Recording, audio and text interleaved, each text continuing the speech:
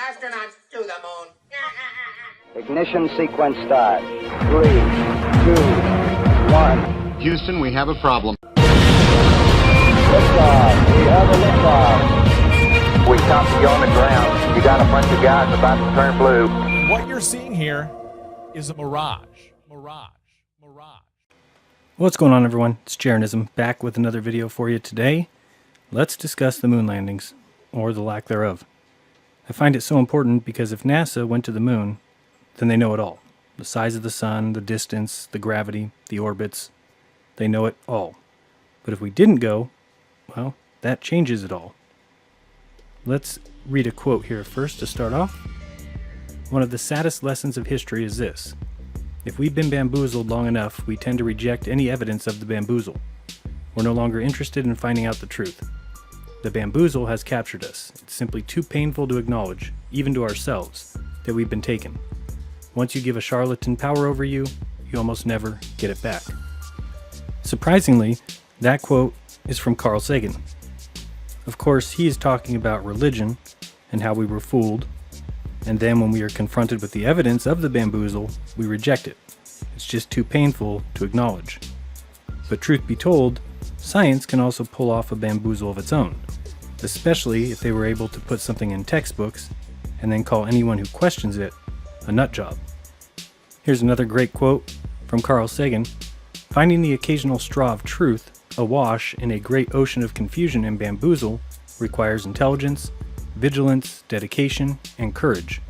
But if we don't practice these tough habits of thought, we cannot hope to solve the truly serious problems that face us, and we risk becoming a nation of suckers up for grabs by the next charlatan who comes along. And finally, a third quote from Sagan. If we are not able to ask skeptical questions, to interrogate those who tell us that something is true, to be skeptical of those in authority, then we are up for grabs for the next charlatan, political or religious, who comes rambling along. And so that's what I'm doing. Being skeptical, asking questions. Like, why are the facts around the moon landing easily forgotten? Let's start with Neil Armstrong and his greatest memory, that first step. One small step. It was a step, right? Or was it a leap? Let's see if he can recall. Men walk on moon. The stage, the scene was this. Sunday, July 20th, as for the first time in our world's history, at 4:18, landing on the moon. After several hours in the module, at 10:56 p.m., one Neil Armstrong emerged, stepped down, placed his foot on the moon, and said, "One small step for man, one giant leap for mankind." And why did you say those words, Neil Armstrong? Well, it was a natural thing. It was a step off the lunar module, a very short step, only about 6 inches down from the step. But more than 1/3 Americans had been working for a decade to make this happen, and it had been a lifelong dream, so it was a big step for all of those people. So you may have noticed there that Armstrong said that more than 1/3 Americans had worked for a decade to make this happen, and that it was a big step for all of those people. He also says it was a small 6-inch step.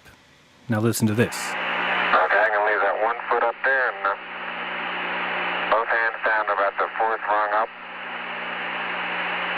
There you go. Okay, now I think I'll do the same.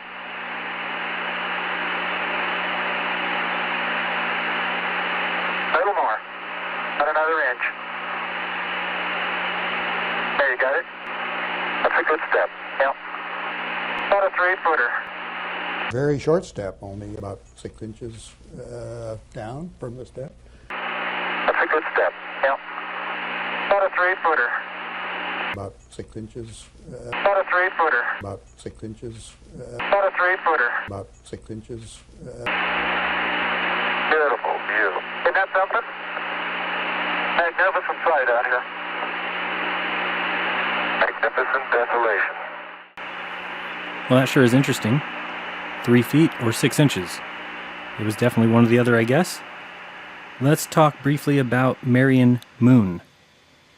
Buzz Aldrin's mother, who committed suicide a year prior to the television spectacle called the moon landings, because she was worried about the fame that would follow Buzz. Now, let's stop and think. So a year prior to Buzz going to the moon, his mother kills herself because her son will soon have fame and media will be all around. To me, that just doesn't make sense. Would a mother possibly cost her son his trip to the moon by killing herself? Well, she did, and days before the Apollo trip, during a press conference, the 3 astronauts are asked, I wondered if each of the 3 could tell us very briefly how your families have reacted to the fact that you're taking this historic mission.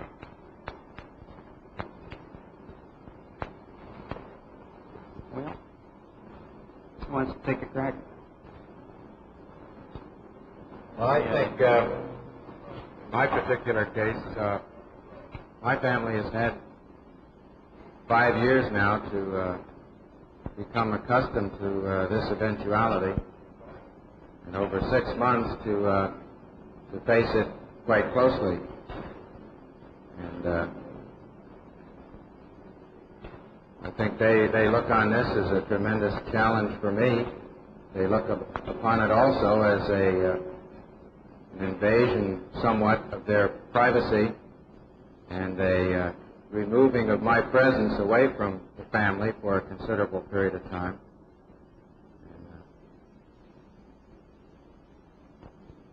I'm not sure exactly whether this is the overriding feature over and above some of the other more pleasant aspects of the particular job that I have as far as it affects my family.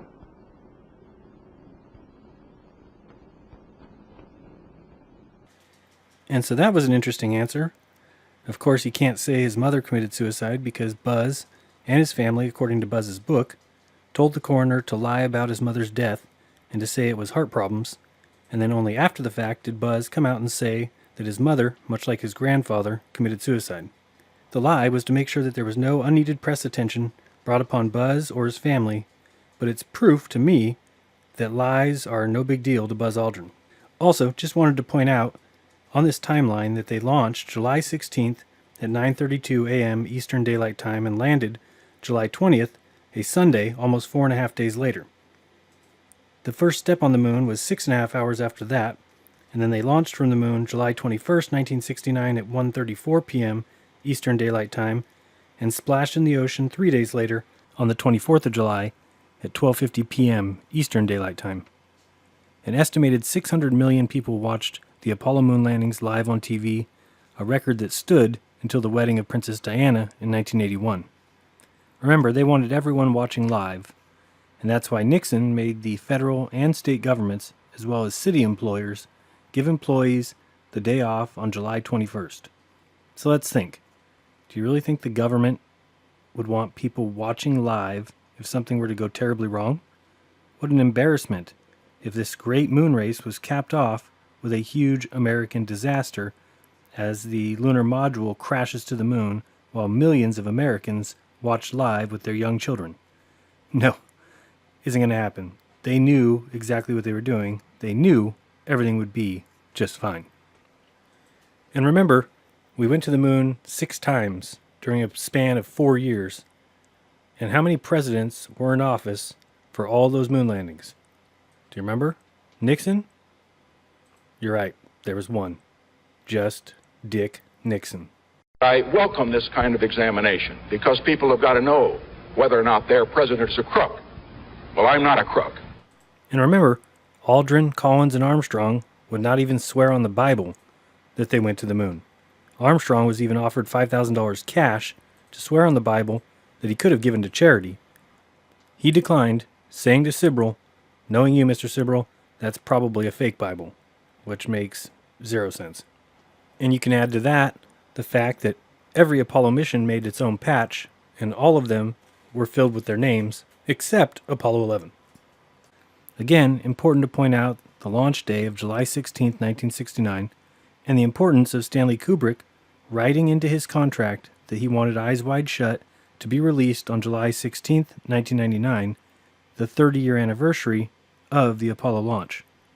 Now, that did happen, but Kubrick didn't get to see that happen as he died on March 7th, 1999, which was only 4 days after he showed the trial cut to Warner Brothers and 6 days after he showed it to the stars and his family.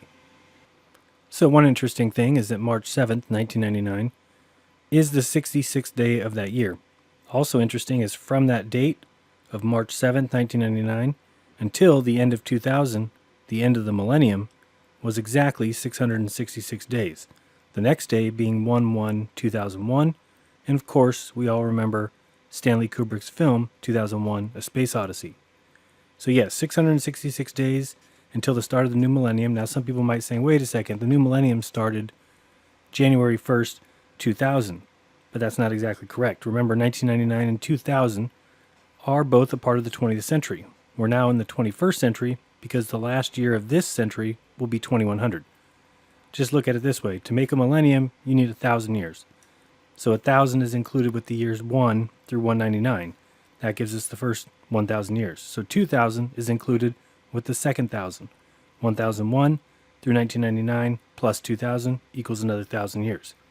So the question becomes, why did Kubrick want the movie released on July 16, 1999, which is 30 years to the day that Apollo launched for the moon? And another question for NASA fans, space fans, Mars or Elon Musk fans, why? No, I'm just kidding. If an asteroid or meteor were to hit Earth and it was big enough, humanity could be gone, right? Just like that. So everyone says we have to colonize Mars, but nobody asks, why in the world would we not have a base with 20 or 30 people on the moon? Think about it, because these are important questions. We've been there 6 times, and this would protect humanity from destruction. If a giant meteor ever hit Earth, we'd be able to repopulate. But we have no moon base. Why not? Well, pretty simple, because we can't go. That's why. And we already talked about Buzz's mom, but we didn't discuss Armstrong and his becoming a recluse when he returned from the moon, seemingly honoring all his NASA commitments, but not granting personal or private interviews. And Neil just acted funny, including in 1994 when Hallmark made an anniversary ornament with Neil's likeness and a soundbite of his famous first words on the moon. Neil promptly sued Hallmark for the use of his likeness. He isn't the only one. Buzz sued Topps in 2009 for including him in the American Heroes series. Topps argued that the historical images were simply protected as free speech.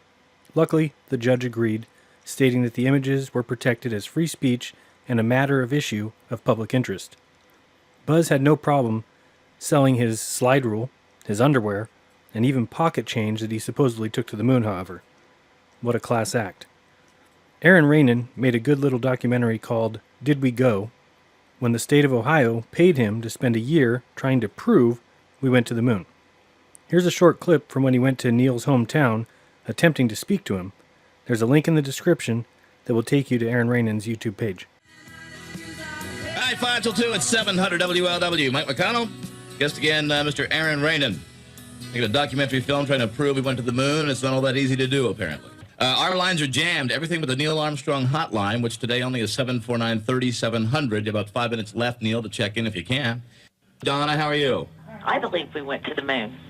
What proof do you have? Well, I don't have any, but I just, in my heart, I believe that we did, and I don't think the American government would think that the American people would be that stupid. What have you uncovered, Aaron? Well, I am trying to prove it. And really, I can't find any hard evidence. But I thought it was going to be an easy thing to prove. Suddenly we have... It's not all that provable. It's not that provable. With no luck at the radio station, I head to Wapakoneta, Ohio, birthplace of Neil Armstrong and his boyhood home. Did you know Neil Armstrong? I don't want to make any commitments. Oh, you knew Neil Armstrong? What was he like? Nice guy. Can I talk to you about it just for a sec? I don't think so. I'm busy right now. I'm meeting. Okay, I'm sorry. Did you ever meet Neil Armstrong? Yeah. How would you describe Neil? I have no words for that. I don't know who you are, so I'm not there. We're hitting the town. I just met him. Why are people putting up a wall between me and Neil? Next, we have a rare Neil appearance to discuss the budget concerns. Listen carefully and try to count the uhs. So, here's Neil. About a year and a half ago, the president announced a budget for the space program that included canceling the manned exploration components of our program. And we were, the three of us were all very concerned about that and made our concerns known to the public and to the Congress and to the administration. And so thanks to interest in the Congress, they set about modifying the authorizations and appropriations to complete as much exploration matters as they thought would be conceivable with the budget available. That's the work in progress right now.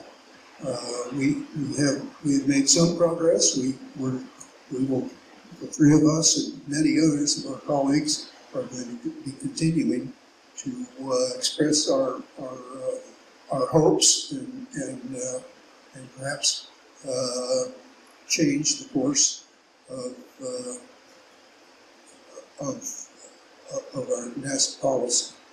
The simplest part is that we have spent, we collectively, our nation and our citizenry has invested a half a century of their best intellects and their best perseverance and their best determination and a lot of taxpayer resources to become a leader, establish a leadership position in the space arena.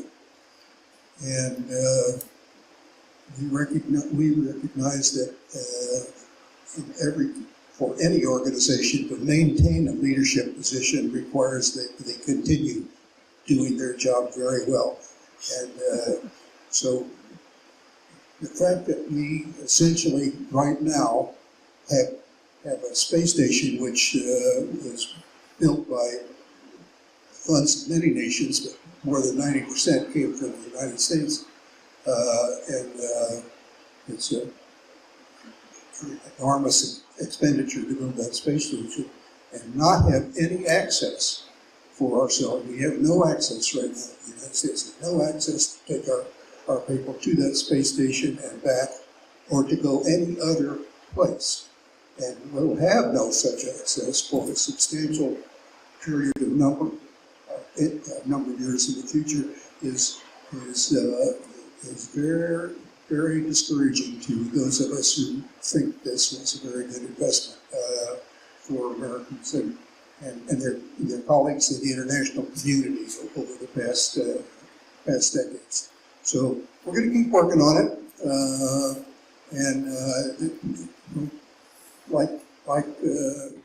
Yeah, man, that's too bad. No access to space. Poor babies. All we need to do is actually think about the things that NASA does, and that should prove that they're nothing more than tax money thieves. For example, the shuttles. Enterprise, which could never even go to space, Columbia, Challenger, Discovery, Atlantis, and Endeavour were all made, 2 of which were destroyed, but at a total cost of $200+ billion. These NASA-designed orbiters could actually do everything you needed it to do. Think about it. We had a vehicle that could go to space. It could get into orbit. It could dock with the ISS. It could fix satellites and do all that's needed, except get more money. Those shuttles, they suck. We can't get more funding with these things. Scrap them. This way we can ask for more funding. I mean, just think about it. Who in their right mind would just get rid of the shuttle and then go around complaining that we have no access to space? It's not my fault. We're now going to listen to Jim Lovell And listen carefully because he gives away the secret that you can hear almost from every astronaut, from Neil deGrasse, all these guys. They'll tell you the truth of why we have the space program right here if you listen carefully. Other than the prestige that we all got from the space program, it was the spur to education for the young people. The three of us, almost every week, meet people now in their late 40s or early 50s who were, youngsters when we were doing the flying, who spurred them on to, become engineers or doctors or businessmen. Anyway, to improve their careers. This is the one thing when the space program becomes a thing of the past that we're going to lose, is not just what we can accomplish in space, but also what it does to our young people that are growing up to want to follow through and do something that they think they really would love to pursue. Now, before we move on to the live ABC broadcast, I have a question. Astronauts are weightless because they're falling, right? And missing the curvature of Earth. They're falling around the curvature, which keeps them in orbit. Okay, I get that. So I wonder, why did they float on the way to the moon? Well, let's see if this educational film will help us at all. And again, I say, as I say all the time, don't trust me on any of this. You need to do your own research. Some people out there, fans of science, don't like questions being asked. They don't like you doubting or questioning the almighty NASA. But I, on the other hand, think it's quite important to ask as many questions as possible. And the first, why do they float on the way to the moon? Another thing you should know is we just don't float around on the orbiter because there is no gravity. We still feel Earth's gravity. So why are we floating? Because we're falling. Let's say the string is gravity. And let's say this apple is like a spaceship orbiting the Earth.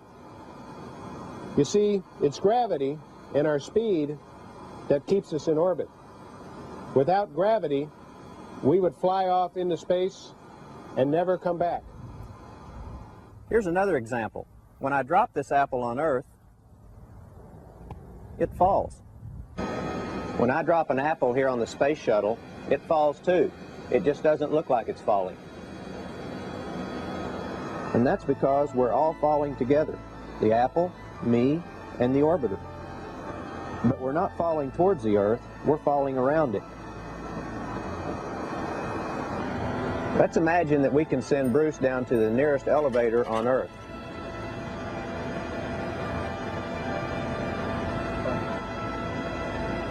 The elevator is going to the top of a very tall building.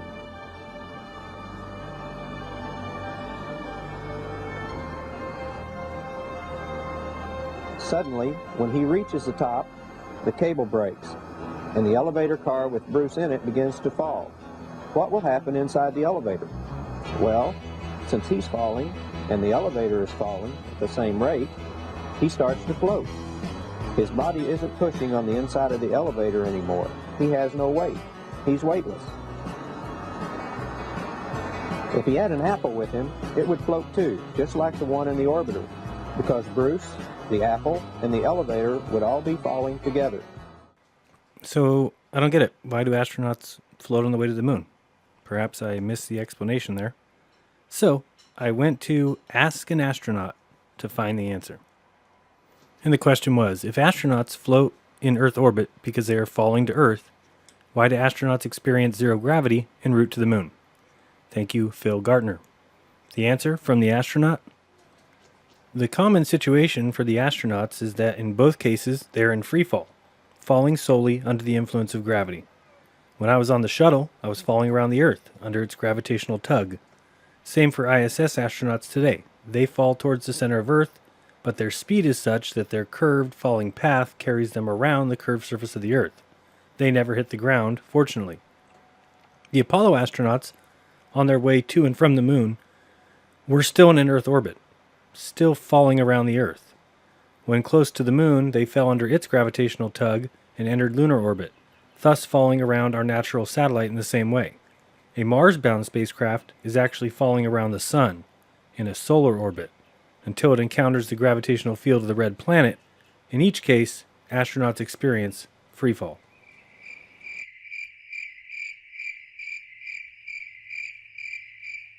So I don't get it.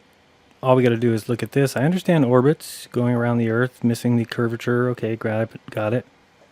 But now we head off towards the moon and we're still falling around the Earth? Missing the curvature. I don't get it. Anybody else? Please inform me, because I think it's just, I don't know. I think Lawrence Krauss best describes NASA. And as I was saying to someone else the other day, NASA doesn't know its ass from a hole in the ground when it comes to fundamental physics. I mean, really, it embarrasses me and offends me. Hey, that's cool. We do have something in common. It embarrasses and offends me as well. So let's now watch the ABC live telecast, and we'll start with the ill-advised words spoken years ago that started this whole theft agency in motion. We choose to lie to people. We choose to go to the moon. We choose to go to the moon.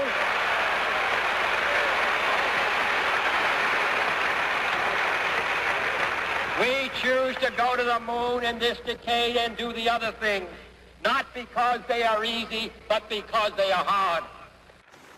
And if that goal proves to be difficult or impossible at best, then we will take our energy and kill anyone who challenges or is unwilling to accept. That one will have his head blown, and we'll put Johnson in. So fuck you.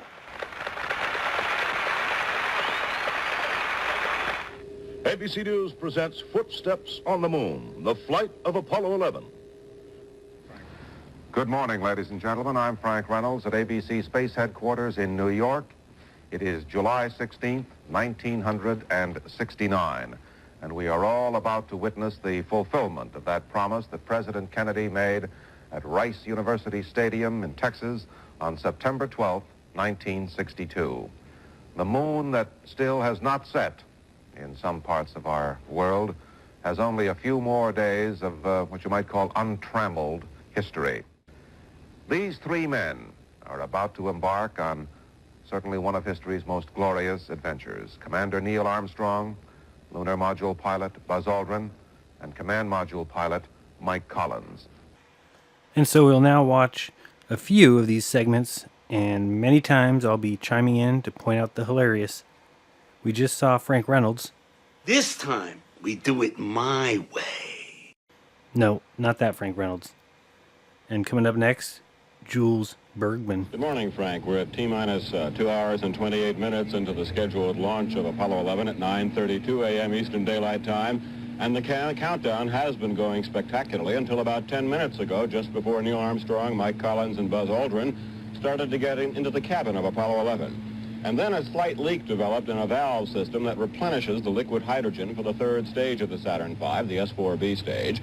The valve in question is not on the spacecraft itself, but on GSE, or ground support equipment. It's the same valve, the very same valve, by the way, that leaked back on Apollo 10. Everything else here, Frank, is holding up very well. There's a forecast of clouds at 15,000 feet. As we look back to pad 39, right directly behind our ABC News Space Headquarters here at the Cape, you can see the clouds over the ocean. They haven't yet truly developed over the land area, and if it stays this way, everyone in the country and millions of people gathered around Central Florida will get a spectacular eyewitness view of Apollo 11 and the Saturn V lifting off. And one of the coolest parts of the Apollo 11 launch was the see-through rocket, the see-through Saturn V. Pretty amazing technology. Led by security guards, waving a farewell. So if you watch here, you'll see Buzz, Neil, and Mike coming down these steps, but if you look behind them and to the right, and I'll play it again here so you can see, there's two other guys that seem to be ducking behind that bus. They're wearing some sort of plastic silver suit, some Mylar guys, I don't know. Pretty strange. Anyone know who they are or what they're trying to hide? We're back at ABC Space Headquarters in New York. I'm sorry, that's just funny. ABC Space Headquarters in New York. The commander of the mission is 38-year-old Neil Armstrong, the only civilian among the three-man crew.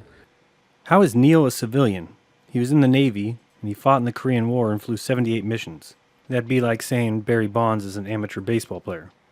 The pilot of the lunar landing module is Edwin Aldrin, Jr., 39 years old and an Air Force colonel. 38-year-old Michael Collins, a lieutenant colonel in the Air Force, is the pilot of the command module. It will be his job to circle the moon while Armstrong and Aldrin are down on its surface. All going very smoothly here with the count.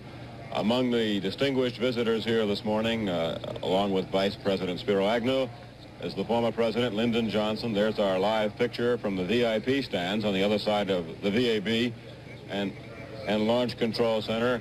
Behind the former President is former NASA Administrator James Webb, sitting in the picture, and many other dignitaries gathered there. Some 8,000 dignitaries in all invited by the Space Agency as guests.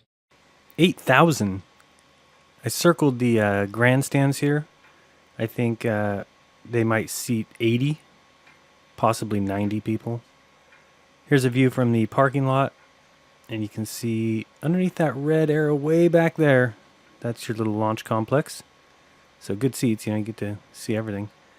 Here's the view from above the media tent. You can see that distance is about 3.5 or 4 miles to the launch complex there. Let's have Jules Bergman tell us how this all works. The Apollo 11 craft and rocket. Apollo 11 contains the lunar module, or LEM, which will weigh more than 32,000 pounds at launch time. The command module serves as a flight operations center and living quarters for the astronauts. After the third stage rocket sends Apollo 11 toward the moon, the onboard service module engine will be used to put the astronauts into lunar orbit and later to return them home to Earth. The total payload, nearly 100,000 pounds, rests on a Saturn V rocket. The first stage generates 7.5 million pounds of thrust at liftoff. The second stage will carry the Apollo spacecraft and astronauts to an altitude of 100 miles. And then the third stage breaks Apollo 11 out of Earth orbit and propels the astronauts toward the moon. And this is what Eagle, the lunar module on Apollo 11, will look like after its legs are, its gear is put down after translunar flight has begun and as it heads toward the moon.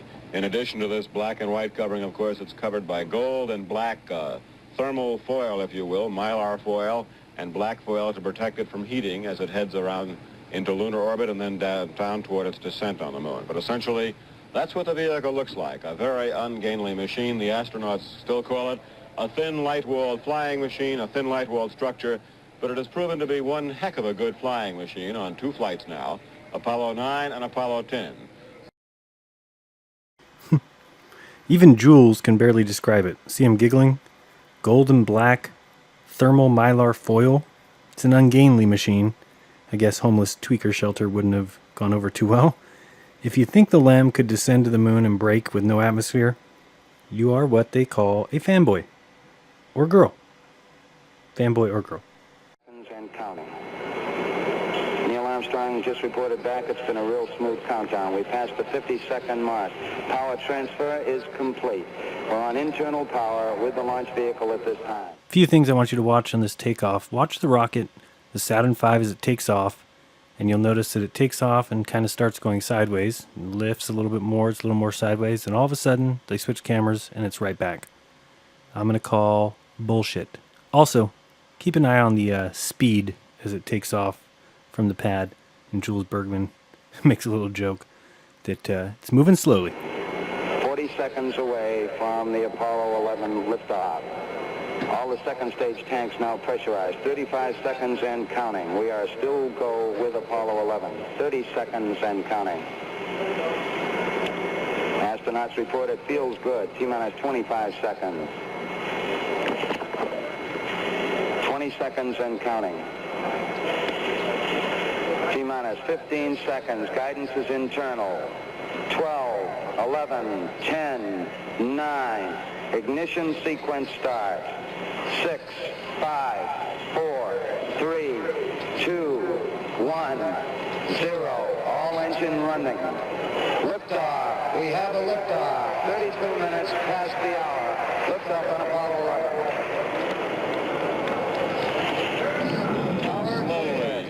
We got a roll program.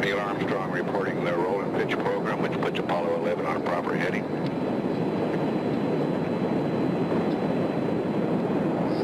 Slowly, but gathering speed. Going beautifully, burning hot. Plus 30 seconds. Roll complete and efficient program.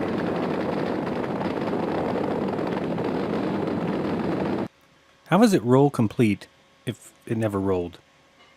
Burning hot and burning true. Whatever the hell that means, Bergman. So fake. You'll see a strange shadow here in a second. Pretty interesting. It's always switching cameras, going back and forth. It just looks disgusting. I'm not sure how people can watch this and believe that it's a rocket, there was the shadow part, with astronauts aboard. I mean, give me a freaking break. I mean, listen to Neil talk here. He's got no elevated heart rate, no jump in his voice, no rattling. Just cool as a hoaxer can be. Congratulations, Mr. Armstrong. Fine job indeed.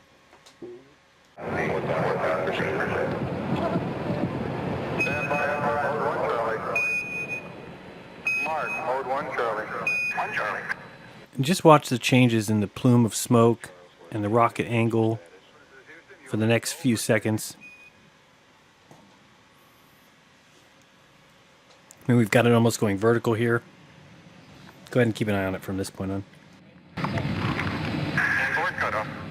Inboard engines out. I'm inboard cutoff. Inboard cutoff exactly on schedule. Apollo 11 now 3,000 miles, now doing 3,650 miles an hour. 8. Downrange 35 miles, 30 miles high. Standing by for the outboard engine cut down now.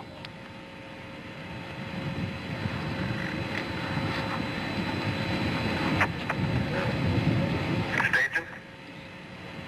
And ignition. Armstrong reporting staging and ignition. The first stage engines have burned out exactly on schedule. The second stage engines have lit off. Houston, thrusters go. All engines, you're looking good. All right, Roger, you're loud and clear. Jules has something to say here. Very funny and very true. And it's still the case for me today. Still in sight from our long-range cameras.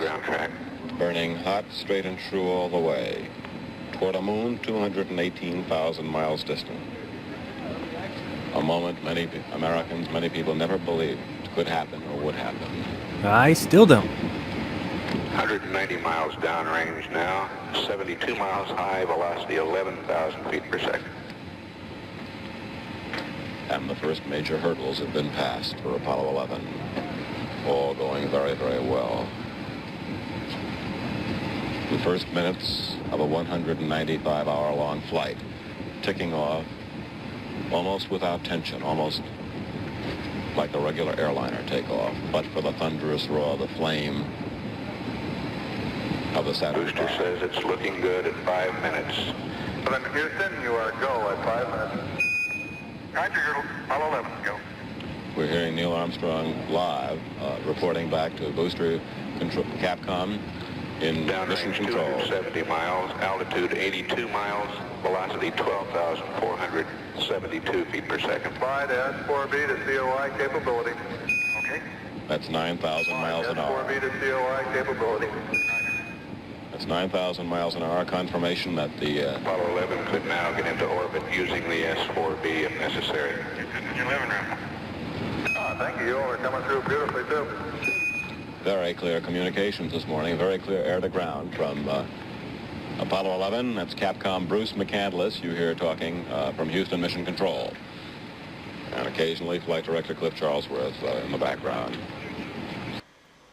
And occasionally Neil Armstrong from in a basement somewhere. I wonder why the communications are working so well. Moon landing. Picture finally. Our cameras are now at pad 39, viewing that water deluge or dowsing system we told you about. Hundreds of thousands of gallons of water, saving the pad from being all but wiped out by the heat and the flame. When the third stage is fired, the astronauts will then be inserted into an Earth parking orbit. The guidance system has already computed the trajectory needed to intercept the moon. The confirmation of that trajectory or course will be relayed by Houston to the astronauts. 2 hours and 40 minutes after launch over the Pacific, the third stage engine will be restarted, and when an escape velocity of nearly 25,000 miles per hour is reached, Apollo 11 will be injected into a translunar trajectory. Soon after, the panels of the spacecraft's lunar module adapter are jettisoned. The Apollo Command and Service Module then separates from the booster. The astronauts start the docking maneuver, rotating Apollo 180 degrees, and then, using their small thruster rockets, dock with the LEM. The third stage will be jettisoned when the docking maneuver is completed about 2 hours after translunar injection. The astronauts, using star sightings backed up by mission control, guidance radar, and computers, then work up the data to make mid-course corrections and set their course to intercept the moon 3 days later. Depending on how accurate the rocket engine burns to get away from Earth, none or as many as 3 mid-course corrections may be needed. Apollo's speed decreases from 25,000 to less than 4,000 miles per hour en route. Then, near the moon, as lunar gravity begins to exert its influence, the speed of the spacecraft increases up to 6,000 miles per hour. All right, we now have a picture from Apollo 11, so let's go to Houston for the conversation between the spacecraft and Houston, and we'll see these pictures. There's the Earth. The Earth from 130,000 nautical, or about 149,000 statute miles. 150,000 miles. Does anyone believe they actually live there? The ball Earth, just floating in the blackness of space due to gravity, with no stars. Yeah, I know. Earth is so bright, can't see any of the stars. You see, somebody keeps getting in the way. It was a shot. I think they'd get out of the way since they're faking this. This, folks, is fake. Uh-oh. Watch out. The blackness of space is overtaking part of the Earth. How could that possibly happen? With the camera up against the window. How could something black get in the way of the Earth? I wonder. Alright, and now what I'm going to do is prove that this was not filmed live. It was broadcast on ABC as if it were live, but we're going to match it up with the transcript and show clearly that there is a whole bunch of conversation that has been taken out. So see if you can follow along with this transcript. All right, we now have a picture from Apollo 11, so let's go to Houston for the conversation between the spacecraft and Houston, and we'll see these pictures. There's the Earth. The Earth from 130,000 nautical, or about 149,000.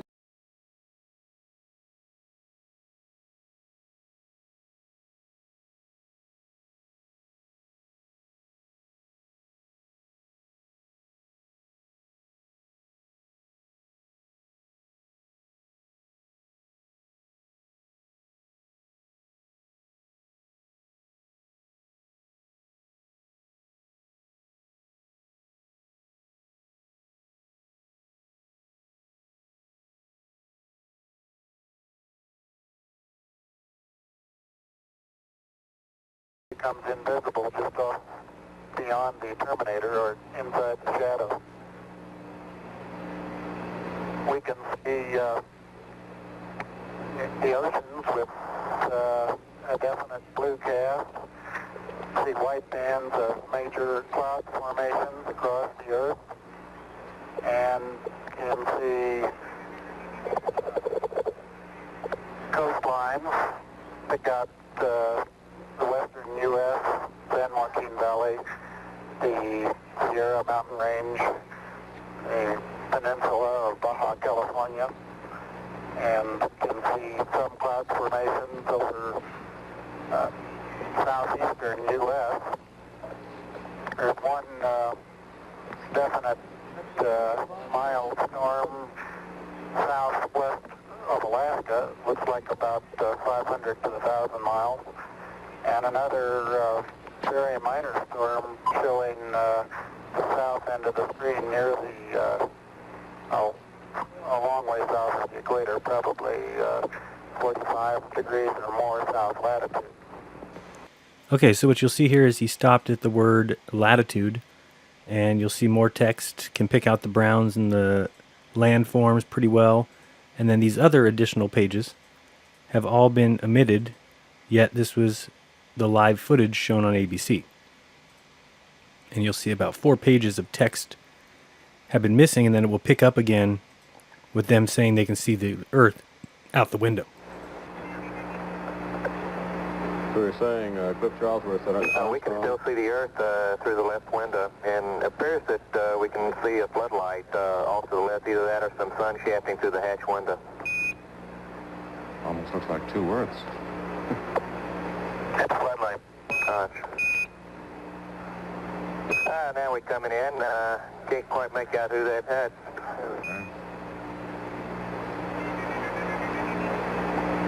That's Big Mike Collins there. Well, you got a little bit of...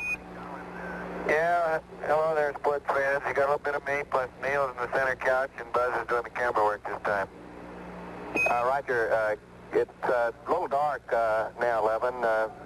Maybe a bigger f-stop might help. Yeah, that didn't work. It's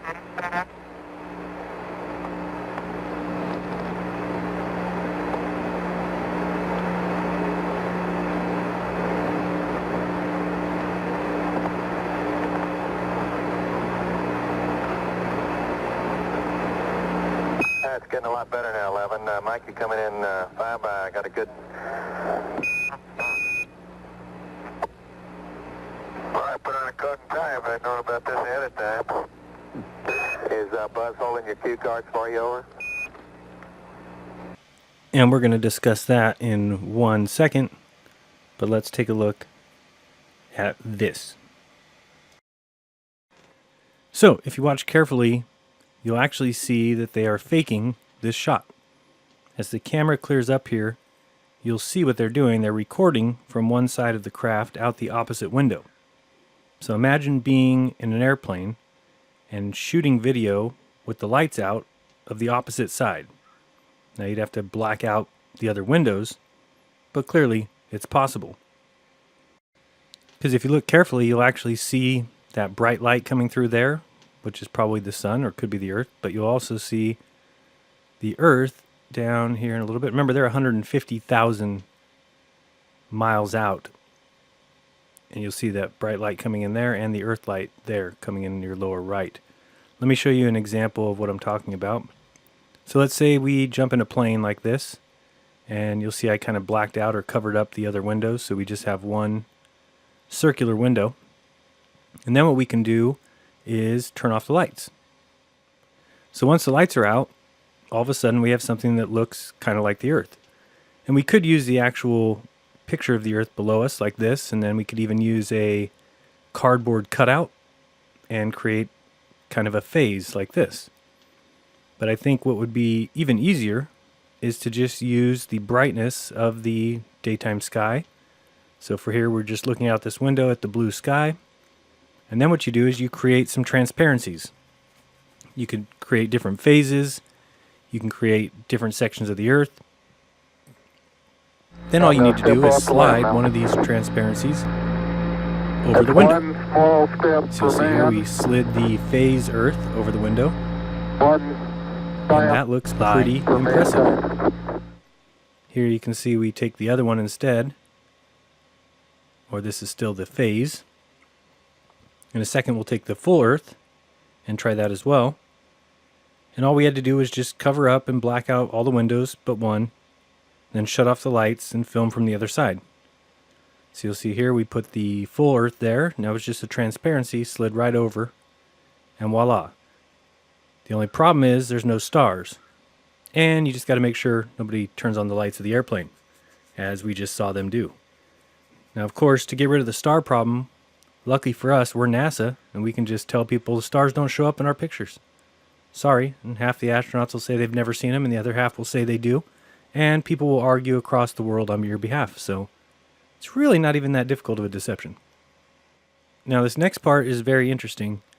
I'm going to have on the screen the transcript of the Apollo 11 trip so we can read the text at the same time as listening to the audio, and you'll notice that they omitted something pretty significant. I don't know why they do this. It just gives us more evidence, but they've done it, so listen carefully. It's getting a lot better now, 11. Mike, you coming in 5 by. I got a good... Well, I put on a coat and tie if I'd known about this ahead of time. Is Buzz holding your cue cards for you over? Cue cards have a no. We have...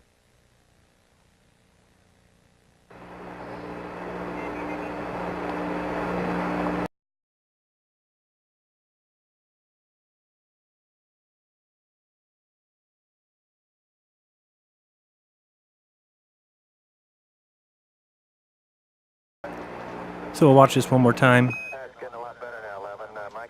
Mike says, I would have put a coat and tie on if I'd known ahead of time.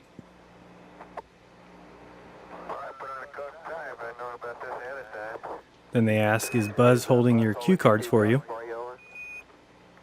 And he says, cue cards have a no. We have no intention of competing with the professionals, believe me. Removed from the video feed that was live on ABC. Probably because, let's see here, who uses cue cards? Pretty sure actors use cue cards. And I'm pretty sure they just said we have no intention on competing with the professionals. Which means they are acting as actors. Jump in, and that seems more at home. Roger, it looks like Neil is coming in 5 by there. 11, Mike, see you in the background. The definition is really outstanding. The colors are good. It's a real good picture we're getting here of the Commander Armstrong. And if you want to see the remainder of the ABC live telecast, I have the link in the description so you can check it out, but we're going to move on. Good afternoon once again. We are, in fact, about to see more pictures now from of the lunar surface from Apollo 11. With me here in our space headquarters in New York is our science editor, Jules Bergman. Jules, these should be interesting shots. Frank, Apollo 11 is now on the near side of the moon, coming up on the Sea of Tranquility, the landing area where Armstrong and Aldrin are scheduled to land tomorrow at an altitude of 102 miles, and we're just getting the TV picture. Let's go to it for Apollo control. Apollo control, Houston. We acquired TV at 78 hours, 24 minutes, 11 seconds. Currently, our orbital parameters show 104. Altitude, an apolloon of 170.2, a paraloon of 61.3 nautical miles, those are. Now remember exactly what we are seeing here, or recognize at least what they say we're seeing here. This is a film of the lunar surface as the craft is going by in orbit at 4,000 miles per hour and 110 miles in altitude. Let's take a close look and see if it matches. Ignition. This is equivalent to 13 minutes before ignition, and we're at about 80 degrees east, I guess. 83 degrees east. Would that correspond to location you're holding in, President? Roger, we're showing your present position is about 76 degrees east, looking back towards the east. So now look at this and ask yourself, is this what it would look like if you were going 4,000 to 6,000 miles per hour, only 110 miles from the surface of the moon? It looks to me to be either a view through a telescope, possibly, or the filming of a giant model of the moon. And of course, many people have seen the model of the moon and the track that NASA had built in the late 60s. Pay attention to the lower right-hand side right now, and you're going to see almost a masked out something. See here, it turns white and then kind of disappears. Very interesting there. But yeah, let me show you some models of the moon that NASA had built, and you tell me if that's all that we're looking at here. Certainly doesn't seem like it's the surface of the moon. And so, just showing you quickly some of these images of these artists who were hired by NASA to paint an exact replica of the moon. You also see this one here, where this artist is making sure to get every single detail so that it can look as real as possible, which I see no reason for, unless, of course, you're going to fake the world. In this image here, something interesting, you see the track behind this artist. You could easily put a wheeled camera and get the same orbiting pictures that we're looking at now.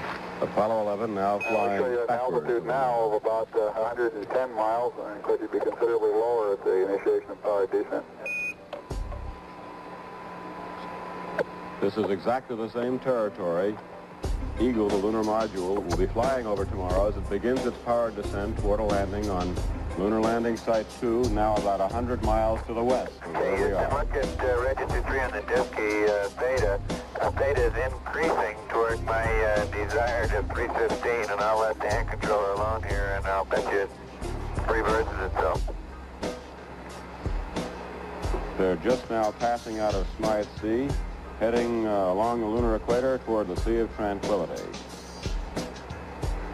And we should be seeing the craters Gilbert and Kastner shortly to the south of their flight path. Roger 11, we're watching the Disky now, and still coming in beautifully on the TV.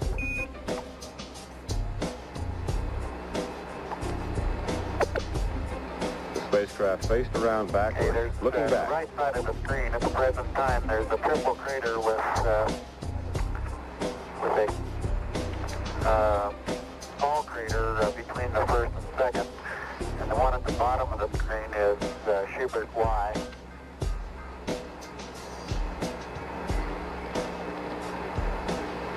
Zoom in, it does have a central peak in Schubert Y. Actually several of them, and you can observe those.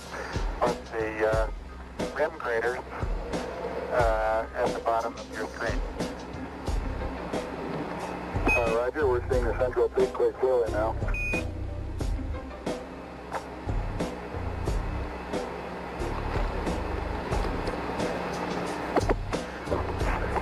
Our view of this tomorrow will be much closer, of course, and be down a good deal closer to the lunar Okay, surface. we're zooming in now on a crater called Schubert N.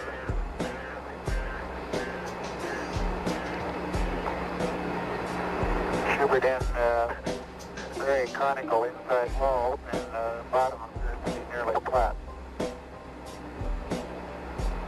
Look at data on the Disky. It's stabilized and is holding steady now. Roger. Looking out the window, I can see a number of small craters on the bottom of Schubert N. We're coming up on the Foaming Sea, where I'll be doing some P-22 marking on a crater of my choice, name of Crater Camp. Okay, we'll be watching for Camp. Alright, what I've done at this point is I've taken this footage and played it back at 4 times speed to see if we can see anything like we would expect. At 4 times speed, this would be going as fast as the ISS, except that the ISS is at 250 miles high, and this is only 110 miles high. So the ground should be moving considerably faster. Go ahead and ask yourself if you think this looks at all legit. To me, it's just more proof to add to the plethora of evidence that we have, the preponderance of evidence, that's for you, Bob, to show that there's no way this craft is above the moon. Sorry, NASA. Should just tell the truth. And NASA fanboys, I really am sorry. But we should really be proud of things that we've actually done and not hoaxed scientific expeditions that never happened and have been put in school books and textbooks and taught as truth. It's embarrassing.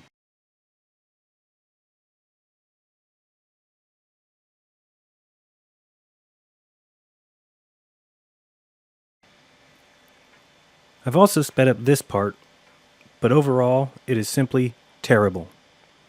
How can anyone believe this is the moon, or that this craft is going 4,000 miles per hour, or that they are 110 miles above the surface, or that 6 times 50 years ago we sent humans 240,000 miles with the technology of a Game Boy, that we docked and undocked, landed and launched, conducted phone calls, filmed live footage, and beamed it all back home. That it was so easy, and yet we've never been back? I mean, anybody who thinks those things needs to really research this stuff, or you can just be like Joe Rogan. You can just be a human who has chosen to give up their brain, give up their ability to think, and bow down to the scientific men who are smarter than you. Even though, if science is what we were taught, they'd be more than happy to show us the evidence to prove what they claim. Instead, we get laughed at, we get called moron, yet nobody can supply the evidence that should be readily available if you're going to teach children in 2nd grade about where they live as scientific fact.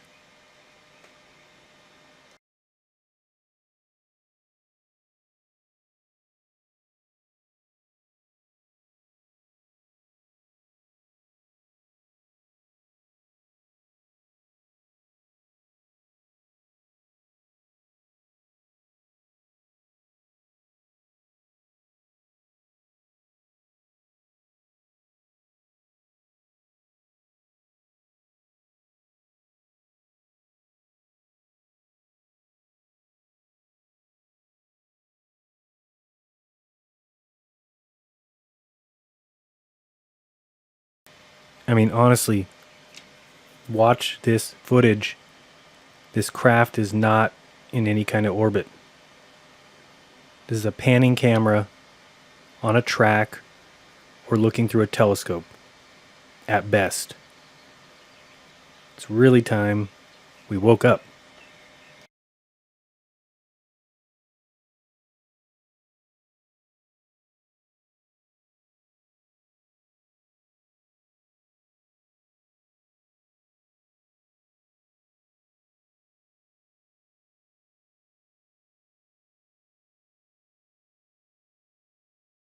Well, it's in a way 1,000,000 light years between the flight of the Wright brothers at Kitty Hawk, but it's not so very long at that when you stop to think of the actual calendar time. But of course, there have been tremendous strides. Nobody could have dreamed, no realist, I guess, could have dreamed at the time of the Wright brothers' flight that less than 70 years later, people would actually be on the surface of the moon. Here, Frank Reynolds takes a second to sit down with Neil Armstrong. Very interesting and extremely telling answer to this question. It's all about resources. You're supposed to be, and you are, a pilot, not a philosopher, but you are going to be the first man to land on the moon. You must have thought well beyond the technical, purely scientific aspects of this mission. So I want to ask you really kind of an impossible question, but you're the man that can give the answers.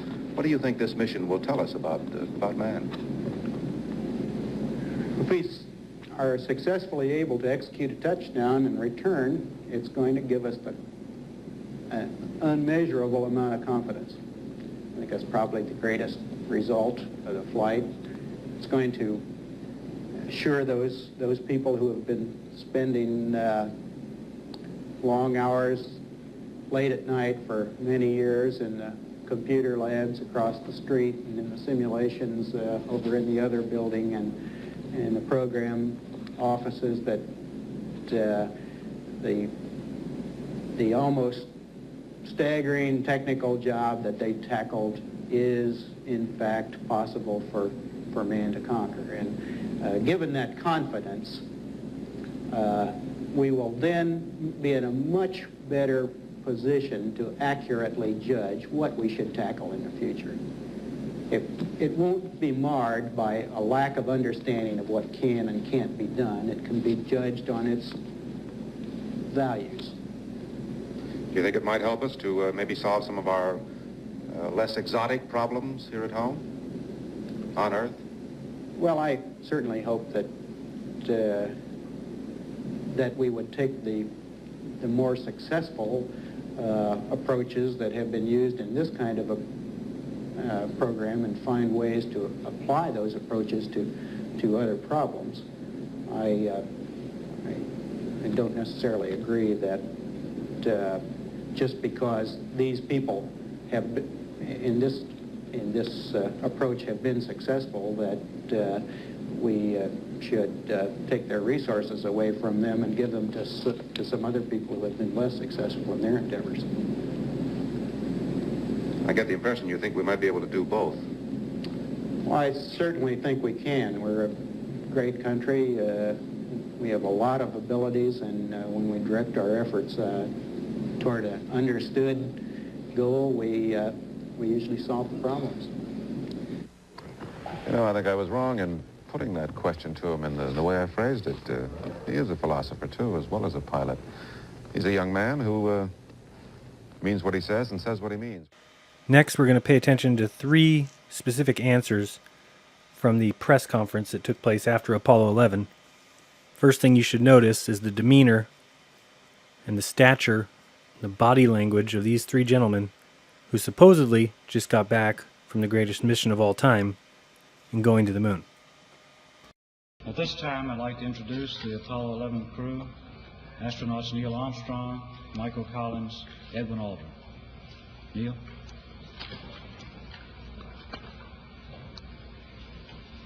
It was our pleasure to have participated in one great adventure. It's an adventure that took place not just in the month of July, but rather one that took place in the last decade. We all here and the people listening in today had the opportunity to share that adventure over its developing and unfolding in the past months and years. It's our privilege today to share with you some of the details of that final month of July that was certainly the highlight for the 3 of us of that decade. We're going to divert a little bit from the format of past press conferences and talk about the things that interested us most, in particular the things that occurred on and about the moon. We will use a number of films and slides which most of you have already seen,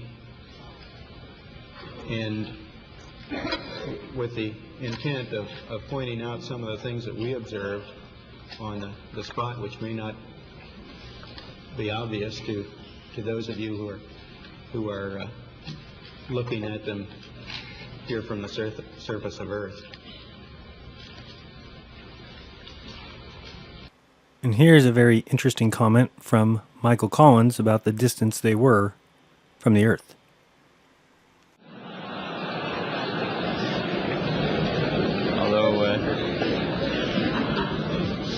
Although we were far from home, we were a lot closer to it than the pure distance might indicate.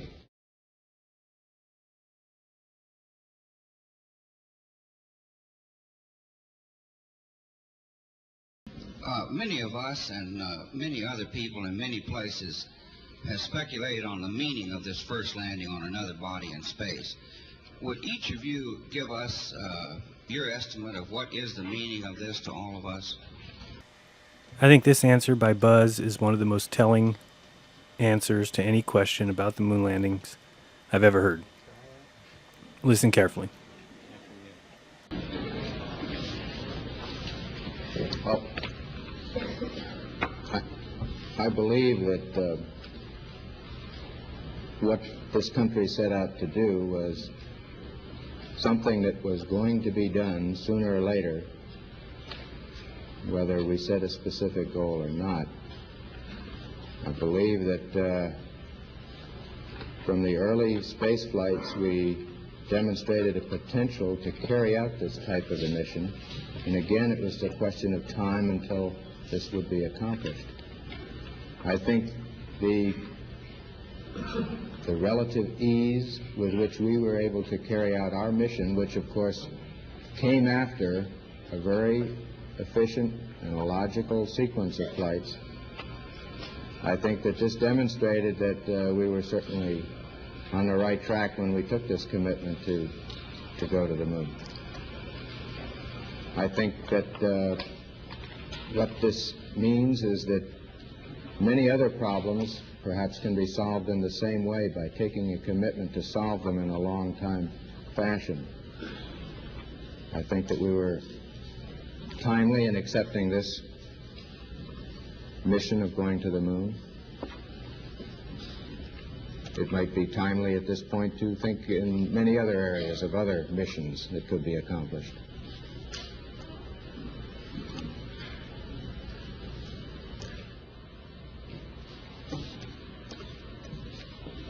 I just see it as a beginning, not just this flight, but in this program, which has really been a very short piece of human history, an instant in history, the entire program. It's a beginning of a new age. Well, let's at least all remember Neil for those famous 2 lines when he landed on the moon. I'm going to step off the limb now. That's one small step for man, one giant for mankind. Not if all goes well, because this is the flight from which man will first set foot on the moon. We almost glibly toss that line away now, man on the moon, but by golly, just think it over. Apollo 11, everything going well for a landing on the moon 3 hours, 21 minutes, and 14 seconds from now. Houston, Eagle is ready to copy.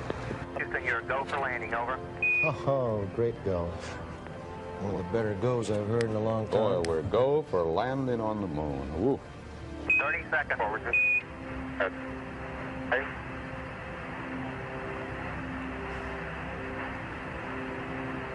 Contact light. Engine arm on. We're home. Man on the moon. Houston, Oh, jeez. Tranquility Base here. The Eagle has landed.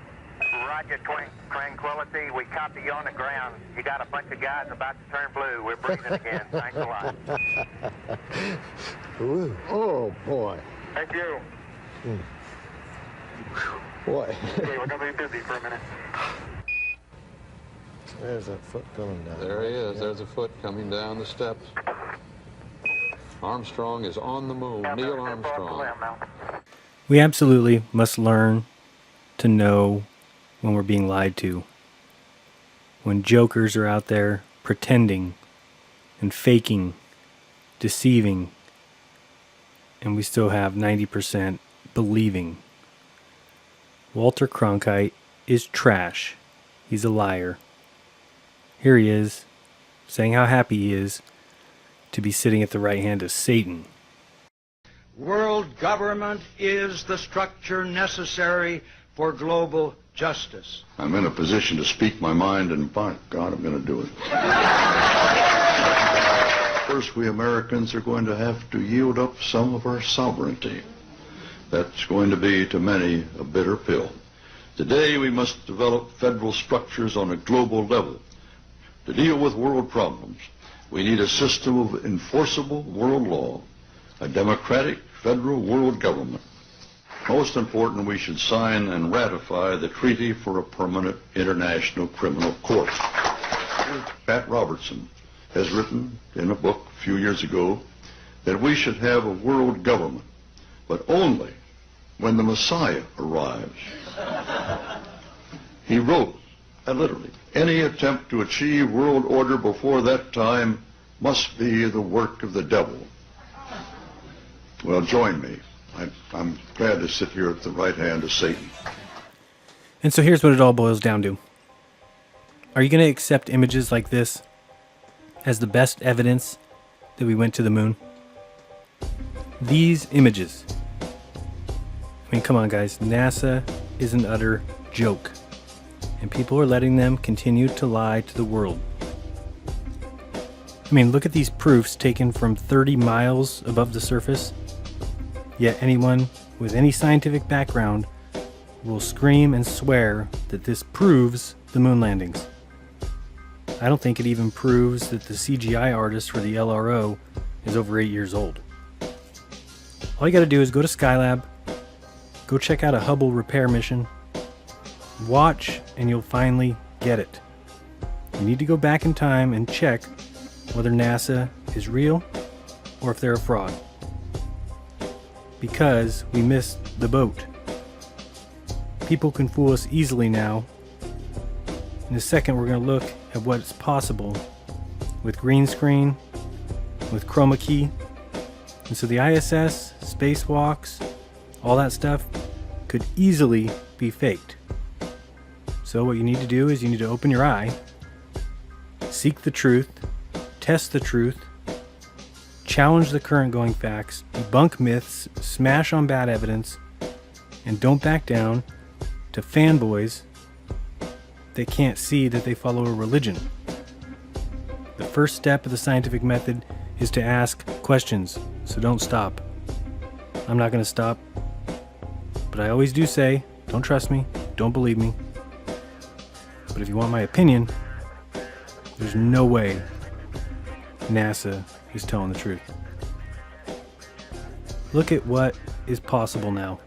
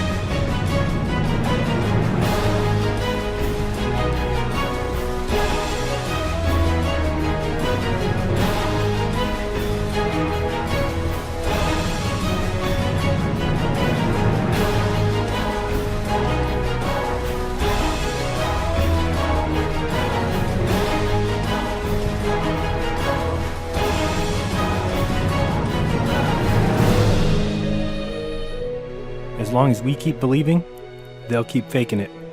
So it's up to us to make sure they know we aren't as stupid as they think. The days of deception are done. Be kind, don't lie, and open up your mind, because there's truth inside. Check out my Patreon. I could use the support if you want to see more. This has been Jeranism. Till next time.